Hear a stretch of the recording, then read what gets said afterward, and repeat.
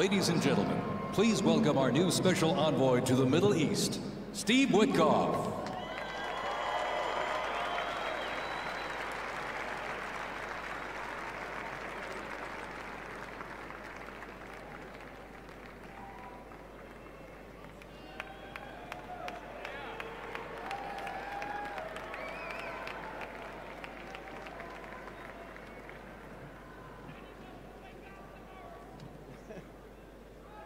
Good evening, everybody.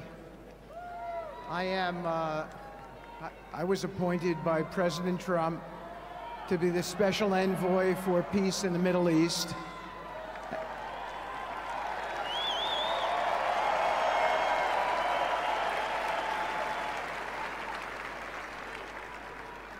And I'd like to describe to you some of the things we're doing and how it informs on President Trump's policies.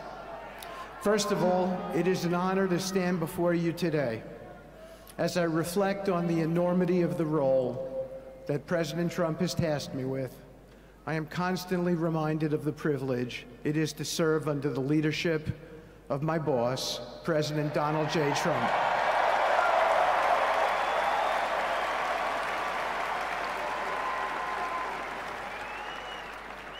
His presidency has provided a clear, bold vision for the Middle East, and it is this vision that guides every step I take in the mission. President Trump's leadership has redefined what is possible in the pursuit of progress and stability in the Middle East. His decisive, pragmatic approach ensures that even the most entrenched conflicts are met with fresh perspectives and innovative strategies. His policies have already delivered remarkable successes, such as yesterday's release of hostages in Gaza.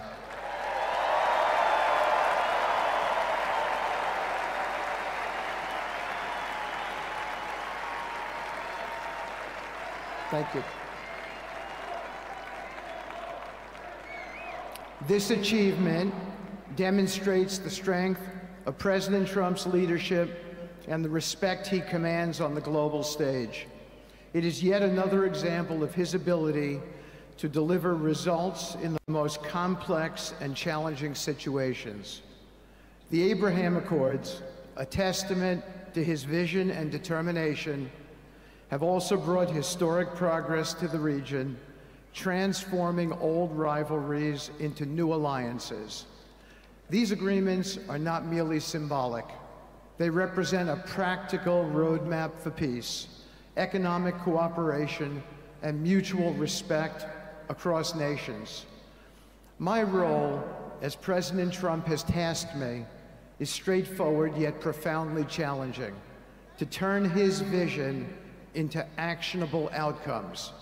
He sets the agenda, he lays the framework, and he inspires people like me into bold action. My responsibility is to implement his vision, engaging with leaders across the region to find pathways towards sustainable peace and stability. And let me tell you, having Donald Trump as a boss makes this task not only possible, but far more effective.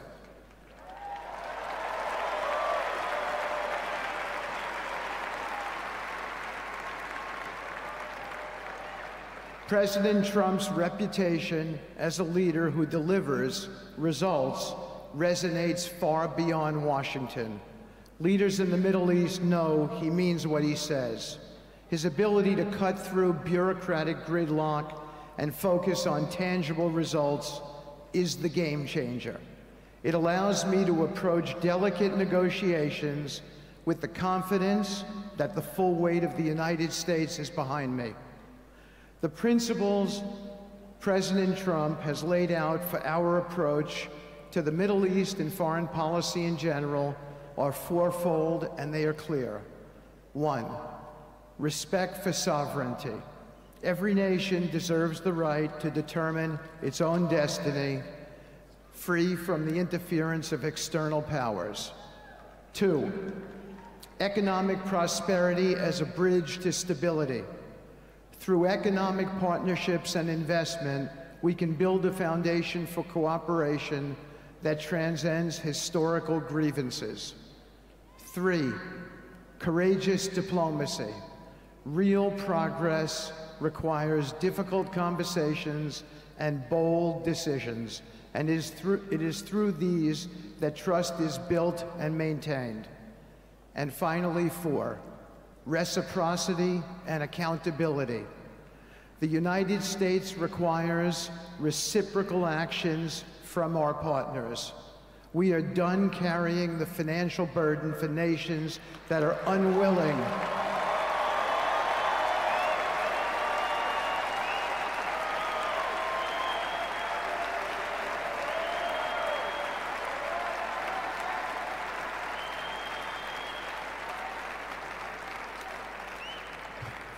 We are done carrying the financial burden for nations that are unwilling to fund their own progress. The days of blank checks are over.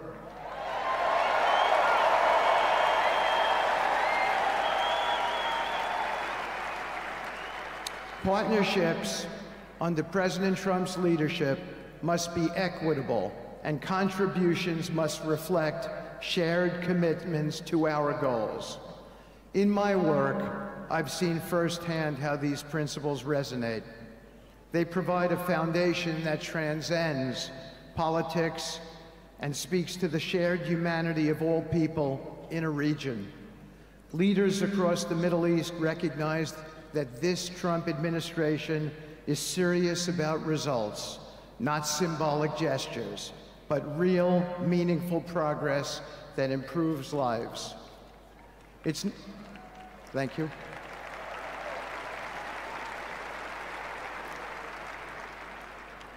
It's not always easy. There are moments of deep challenge and frustration. Decades of mistrust cannot be undone overnight.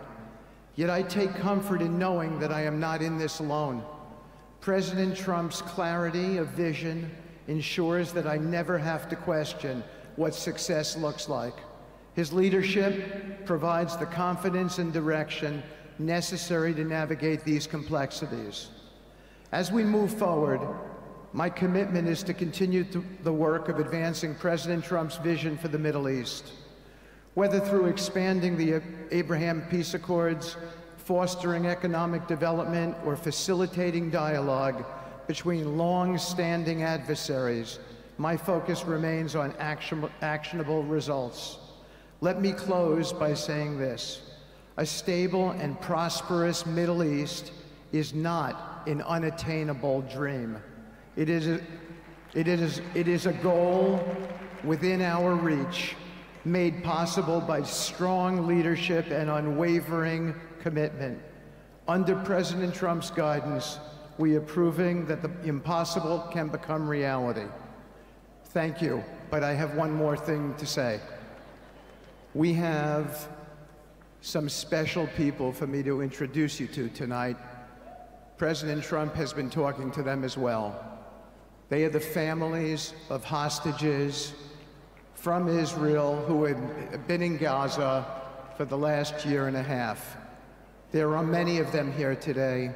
Several of the families have lost children and loved ones, and they're here because they're part of an effort to retrieve their bodies so they can be buried in a proper way. Several have children who are still in captivity. There is an American family here whose loved one is scheduled to come out in 14 days, and they're going to be meeting the president tonight. So let's give them all some love and a big hand. Come on up.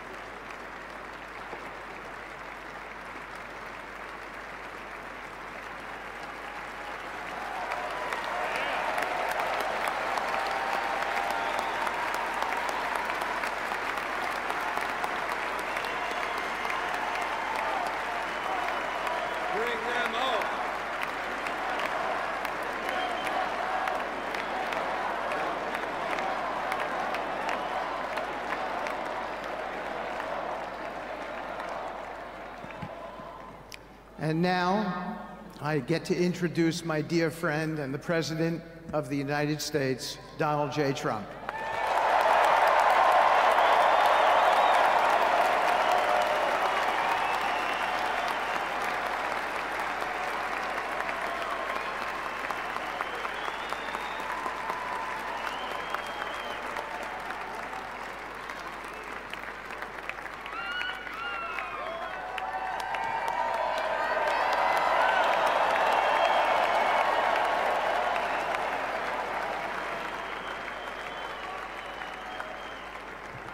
Thank you very much, everybody. Appreciate it. Thank you.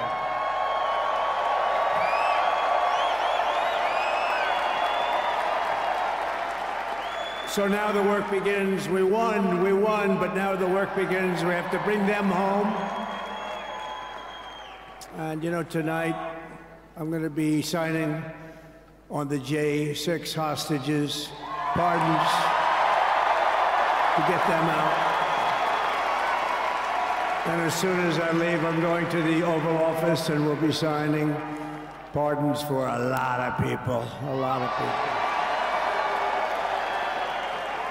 And thank you to Steve Witkoff. He's a great guy. He's a friend of mine. He's been a very successful man. He's a great negotiator. He's a wonderful guy. People love him. And he's got a tremendous power of persuasion. And that's what we need. We don't need stiffs. We don't need stiffs. We got a lot of stiffs. You just had a whole load of them.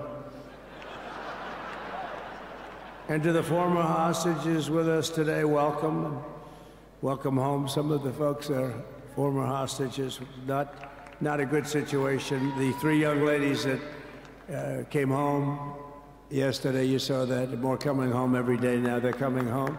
But they were hurt. They were hurt. They were hurt. One had her head blown off, fingers on her hand, and her hand indeed was blown off. She was trying to defend herself from a bullet being fired. Do you believe this? A bullet knocked off her hand. I don't know. You look at it, it's a disgrace. We never stopped praying for you, and we're so glad that you're reunited with your friends and families, and God bless you all. And some of them are just saying, no, my son is gone. But please just bring home his body, right, Steve?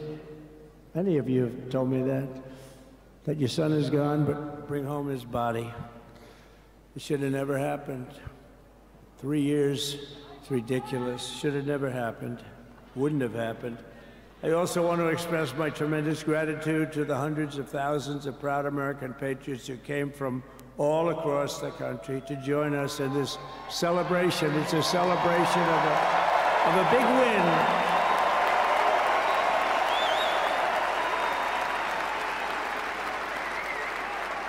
And you're witnessing the dawn of the golden age of America. That's what it's going to be. We're bringing it back. We're going to bring it back fast. We're going to bring it back fast.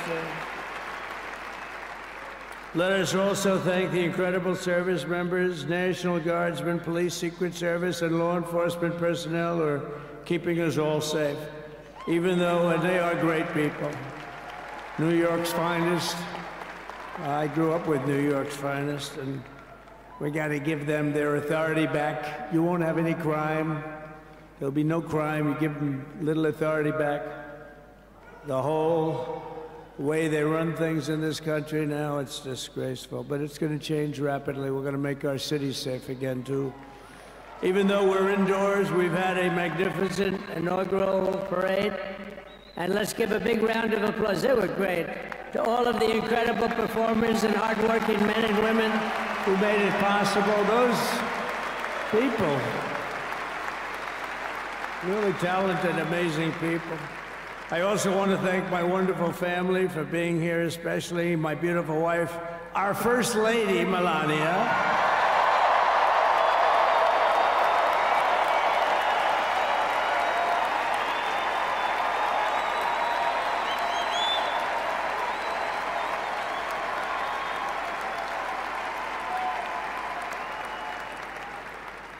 They love our First Lady. And also, JD. How good has JD been? And his beautiful wife, Usha. How good is JB? JD has been great. He's another good negotiator, Steve. He's a great negotiator, too. We need negotiators in this country. But so many of the people on the stage behind, not only family members, as an example, Lara Trump, the wife of Eric. She was the head of the Republican Party, along with my friend Michael. Stand up, the two of you. What a job. What a job they did. They worked so hard. They knew they'd be rigging, but they said, we're going to make it too big to rig, and we did. We made it too big to rig. We won every swing state by a lot. We won the popular vote by millions and millions of votes. We won the whole ball of wax.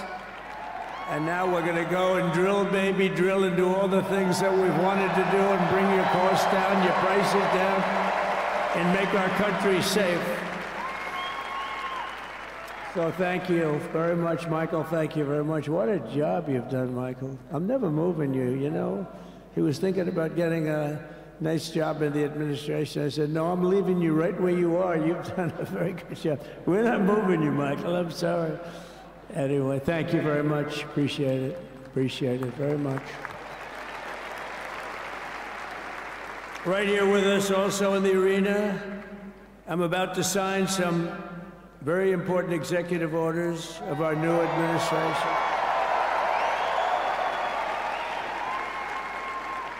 Hey, Don, will you stand up, please? Don is another one. How about Don? This guy.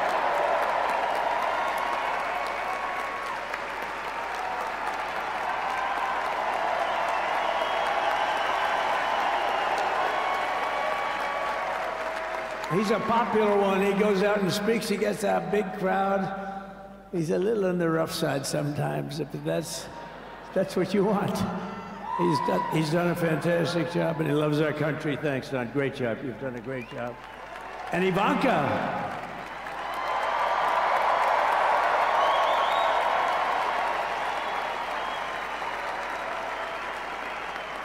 And you know, Jared negotiated the Abraham Accords, which are the biggest, it's the biggest deal made in the Middle East in many, many years, and it's really something. Jared, stand up, Jared. The Abraham Accords.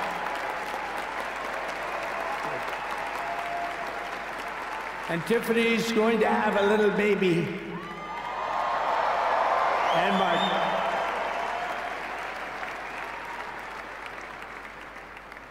And then I have a very tall son named Barron. Has anyone ever heard of him?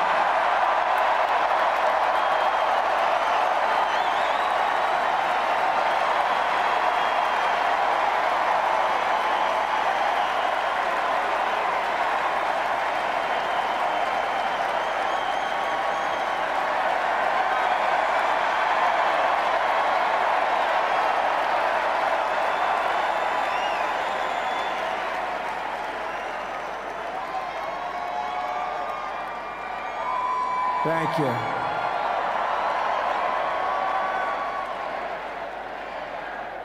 He knew the youth vote. You know, we won the youth vote by 36 points. And he was saying, Dad, you got to go out and do this one and that one. And we did a lot of them. And he respects them all. He understood them very well. And he said, Dad, you got to go out, do Joe Rogan, do all these guys. And we did. We did, and Joe Rogan was great. They were all great, right? Aaron, they were all good. He understood the market. Another famous one, how about Kai? Stand up, Kai.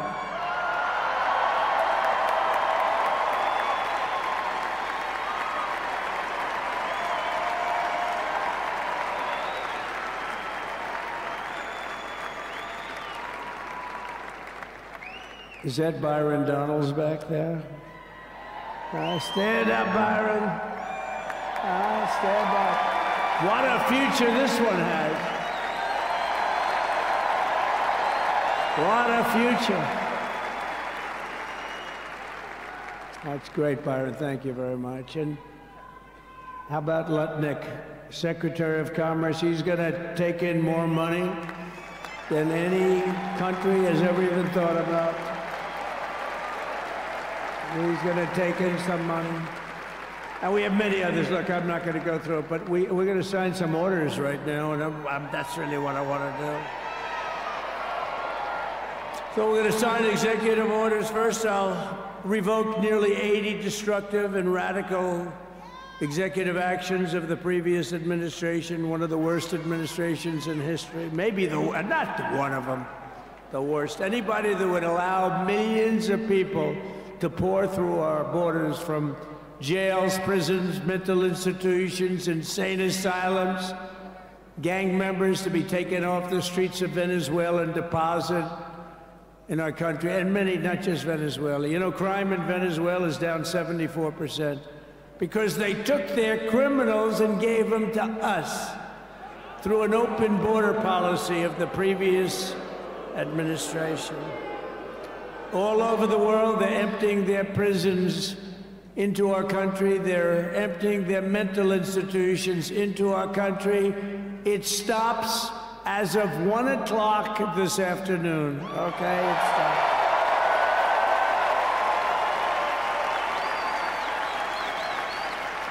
So I'm revoking nearly 80 destructive, radical executive actions of the previous administration. They'll all be null and void within about, what, 5 minutes? Is that them over there? 5 minutes? And next, to gain immediate control of the vast federal, out-of-control bureaucracy, I will implement an immediate regulation freeze which will stop Biden bureaucrats from continuing to regulate. Most of those bureaucrats are being fired. They're gone.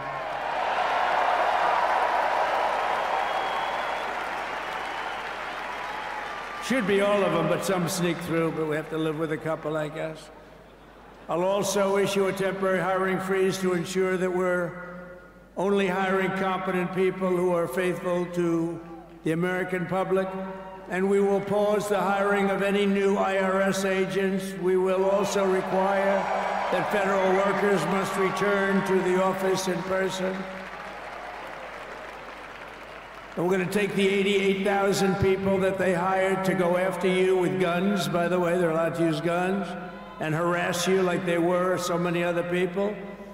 Remember this. Okay, remember? Do you remember a little statement about tips? Does anybody remember that little statement? I think we won Nevada because of that statement. But they went out and harassed you over the tips. In other words, we are restoring control of our government to the people. We're going to take those 88,000. Let's see if they'd like to work on the border, because that's what we want them really involved.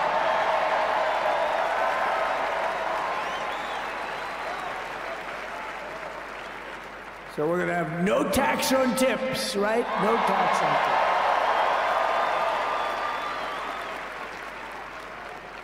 And we may have, like the Speaker of the House, is he here? He's done such a good job. Is Mike here? He's around here someplace. I saw him just a little while ago. Hello, fellas. Look at you guys. Yeah, I know it. He's great. He's doing great. They're all doing good. The Republican Party has never been unified like it is right now. They want to save our country. And we're going to more than save it. We're going to make it greater than it's ever been before by a lot. Next, I'm going to sign a presidential memorandum directing every member of my cabinet to marshal every power at their disposal to defeat inflation and rapidly bring down the cost of daily life, because your costs have gone through the roof in the last 4 years. Perhaps you didn't notice. Does anyone notice their costs are like double, triple, quadruple? You can't buy bacon. Apples have doubled in price. You want an apple, anybody? Pay twice what you did 2 years ago. We'll put more money in your pocket, and we'll bring back the American dream and to reduce energy costs and liberate our economy. So we have more oil and gas than any country in the world, and we're going to use it. We're not going to do the wind thing. Wind. Big, ugly windmills, they ruin your neighborhood, they ruin you. If you have a house that's near a windmill, guess what? Your house is worth less than half. And did you see up in New England with the whales? You see what's happening? So they had 2 whales killed in about 14 years. Last year and the year before, total, they had 28. So if you're into whales, you don't want windmills either. And they're the most expensive form of energy that you can have by far. And they're all made in China, by the way, practically all of them. And they kill your birds and they ruin your beautiful landscapes. But other than that, I think they're quite good, right? Now, remember when we used to joke and kid, when we were kidding, but we don't kid anymore? They want to watch the debates on television, they want to watch your favorite president on television. But the wind isn't blowing, so we can't watch television that night, Gladys. Remember? Gladys, I'm sorry, the wind is just not blowing. We're not watching Trump tonight. But I'm immediately withdrawing from the unfair, one-sided Paris Climate Accord ripoff. The United States will not sabotage our own industries while China pollutes with impunity. You know, China, I mean, look, they use a lot of dirty energy, but they produce a lot of energy. And when that stuff goes up in the air, you know, it doesn't stay there. It's not like you got a wall. We love walls, don't we? Not like you have a wall around and it doesn't. It floats into the United States of America after 3.5 to 5.5 days. It floats across the oceans and it comes right over your neighborhood and it falls into your neighborhood. So they all say, we have to fight for cleaner air, but the other dirty air is dropping all over us. So what the hell are they talking about? Unless everybody does it, it just doesn't work. You know, we had the cleanest air and the cleanest water that this country's ever had under the Trump administration, and we didn't do anything to stop jobs and stop production. Believe me, you're going to see a lot of companies come pouring back because tariffs. I always say tariffs is the most beautiful word to me in the dictionary. Then I was reprimanded by the fake news. They said, what about love, religion, and God? I said, I agree. Let's put God number one. Let's put religion number two. Love, I don't know. We got to put that number 3, I guess, right? And then it's tariff. Because tariffs are going to make us rich as hell. It's going to bring our country's businesses back that left us. And I'll also sign an executive order to immediately end federal government censorship of the American people. In America, we believe in free speech, and we're bringing it back starting today to stop the weaponization. Oh, do I know about that? These creeps. Deranged Jack Smith.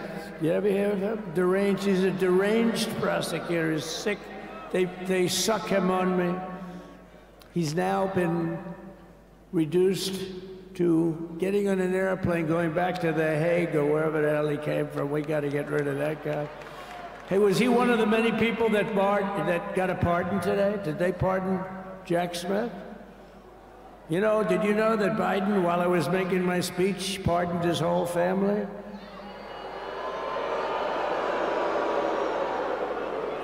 The brother, the whole deal was pardoned. Can you imagine that? While I was making my speech. Did everybody hear my speech? Did you like my speech?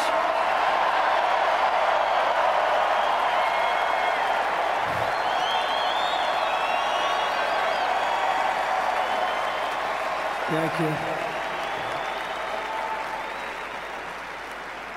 I mean, the only thing wrong with it is I had a lot of tough things to say, and I have some great people that work for me. Sir, this is such a great speech. It's so unifying. Don't talk about Biden with his pardons of his family. We want a unified country. They said, don't talk about the J6 hostages that you're going to be releasing today. Sir, don't put that in your speech, please. I said, but I want to put it in my speech. They said, sir, it won't be unified like it is. It's so beautiful the way it is. And it is getting great reviews. You know, if I put things like that in, I'll get terrible reviews. One little paragraph that's a little bit wrong, the fake news goes crazy, right? So, I said, all right, I won't put it in my speech, but you know what? I'm speaking in front of a hell of a lot of people at a place called Capital One Arena, and I'll talk about it. Yeah. So we're going to be going over the beautiful Oval Office, one of the great offices in history. Even if it wasn't beautiful, it's the Oval Office, but it is beautiful. And we love the Oval Office. It all starts with the wars start and end there. Everything starts and ends at the Oval Office. We love it. But we're going to go to the Oval Office. We're going to release our great hostages that didn't do, for the most part, they didn't do stuff wrong. You take a look at what went on, and look what happens in other parts of the country. In Portland, where they kill people, they destroy the city, nothing happens to them. In Seattle, where they took over a big chunk of the city, nothing happened. Minneapolis, where they burned down the city, nothing happened. Essentially nothing happened. All they want to do is go after the J6 hostages. A 76-year-old grandmother was arrested the other day because she was looking, I think because she was looking at the Capitol or something like that. No, we're not going to put up with that crap anymore.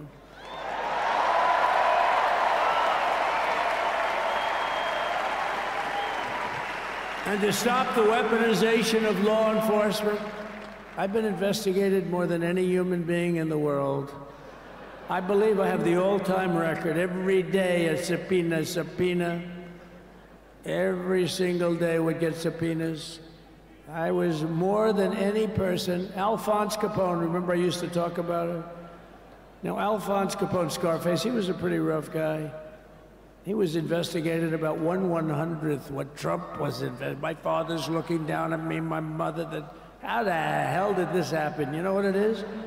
They investigated their political opponent, the opponent of Biden, and then ultimately Kamala. Has anyone ever heard of Kamala?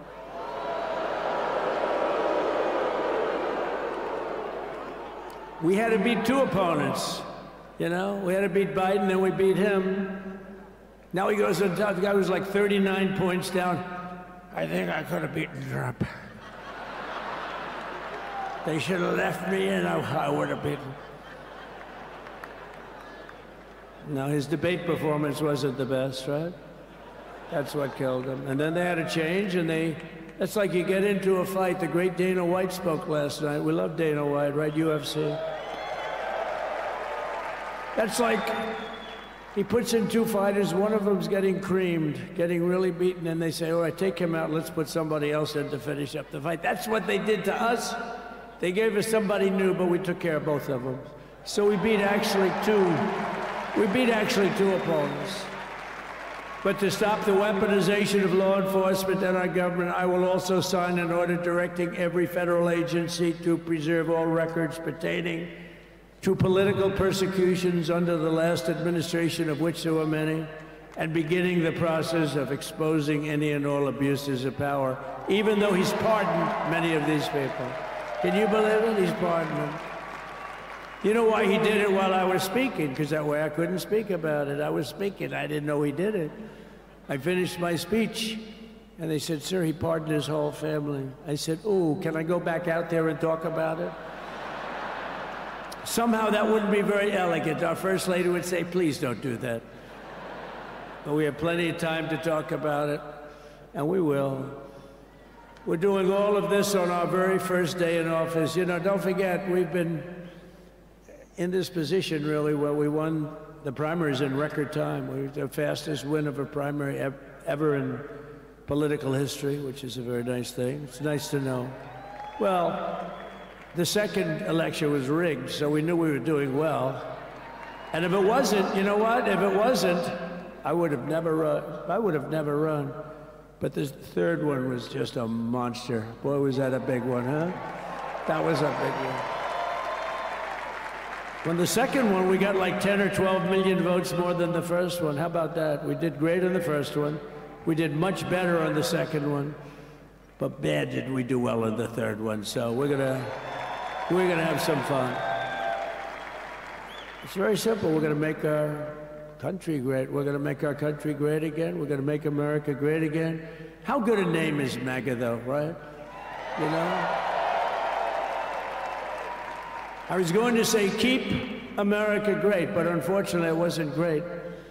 Can't say keep it great. It will be great again, but CAG, keep America great, CAG, I don't think it's ever going to replace MAGA. Does anybody like CAG? I don't think so.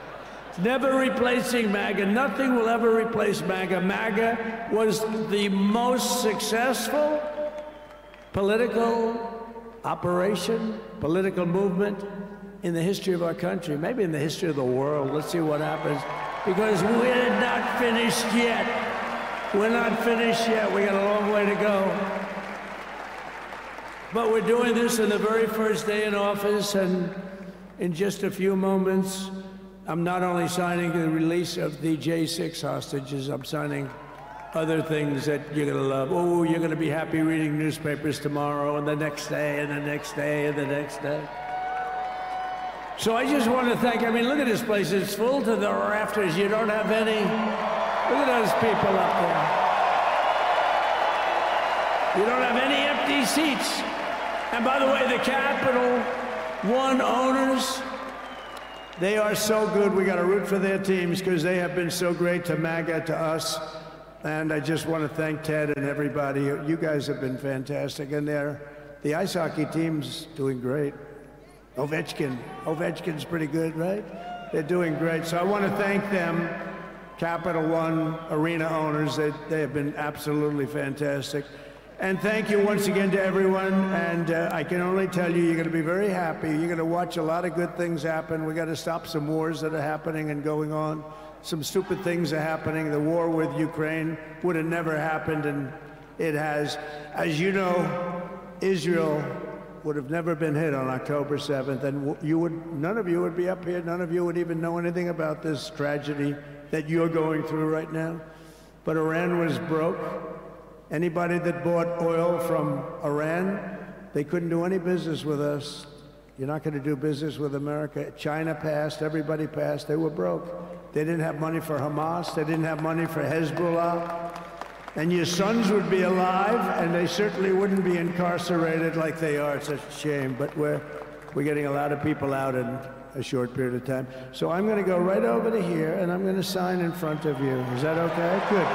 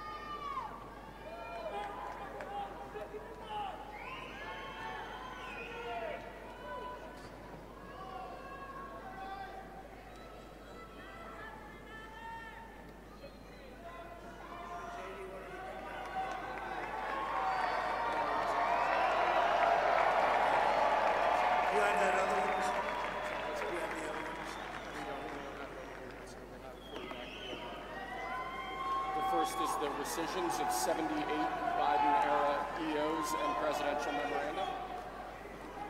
You want to go over that? Do you want to say it? Do you want to say it? Oh, if you want me to, sir. Why don't you say what I'm signing? Sure. The first item that President Trump is signing is the rescission of 78 Biden-era executive actions, executive orders, presidential memoranda, and others.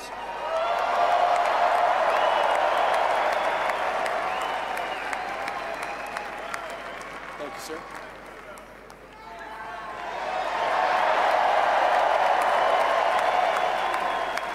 Thank you. The second item, President Trump, is a regulatory freeze, as you announced in your speech, preventing bureaucrats from issuing any more regulations until we have full control of this, the government and this administration.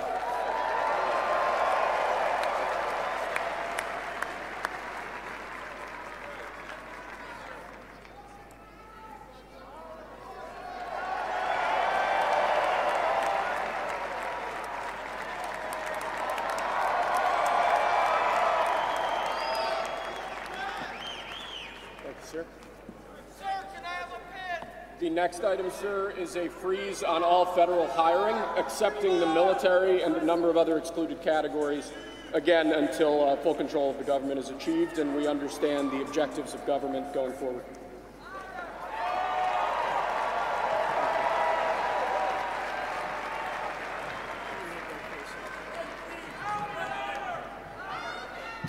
Could you imagine Biden doing this? I don't think so.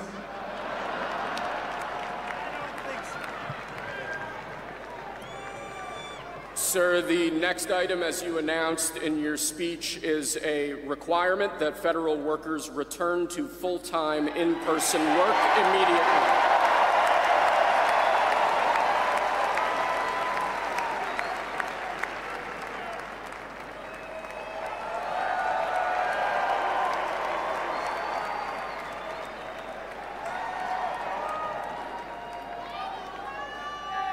Thank you, sir.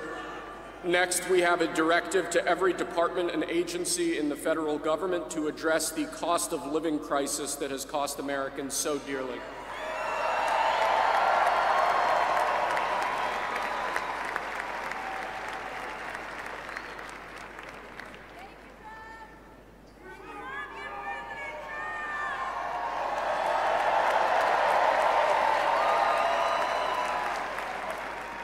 Thank you, sir. The next item here is the withdrawal from the Paris Climate Treaty.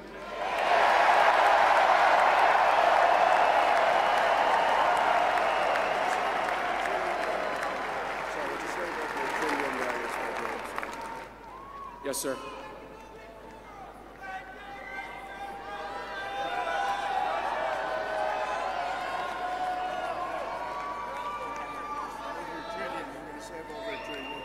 We're going to save over $1 trillion by withdrawing from that treaty.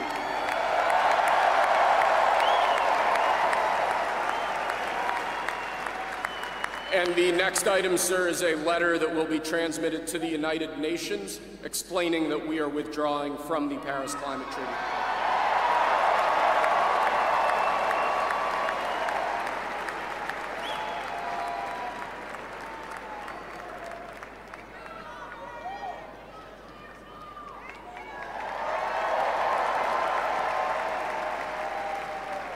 Thank you, sir.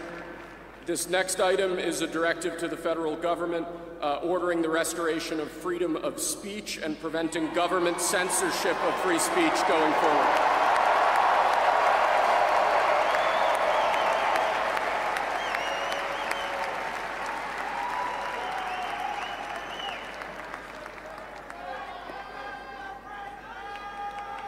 And lastly, sir, before we go back to the Oval Office to sign a large number of other items, is a directive to the federal government ending the weaponization of government against the political adversaries of the previous administration, as we've seen.